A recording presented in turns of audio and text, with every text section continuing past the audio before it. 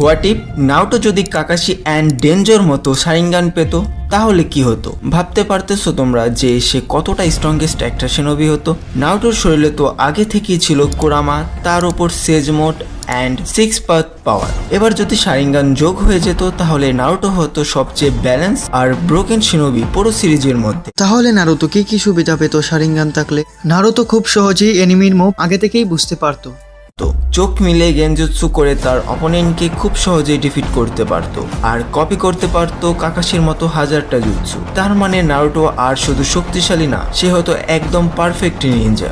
আর imagine করো Naruto যদি Sharingan আর কুরামার দুটো শক্তি একসাথে ইউজ করতো, তার আইস হতো red and orange mix, pure গডেস্ট নিনজা হতো পুরো নারুটো ওয়ার্ল্ডের মধ্যে। কিন্তু প্রবলেমও ছিল, শারিঙ্গান তো হগু চক্র কনজিউম করে, নারুটো নিজের চক্র অনেক, কিন্তু ব্যাটেলে লং টাইম ইউজ করলে চোখ থেকে ব্লাড আসতো কাকাশির মতো। আর শারিঙ্গান ইমোশনের ওপর কাজ করে, নারুটোর মধ্যে যেহেতু খুব স্ট্রং ইমোশন আছে সেটা তাকে মাঝে মাঝে আনকন্ট্রোল করে ফেলতো, মানে নারুটো হয়ে যেত এক রকমের ইমোশনাল মনস্টার।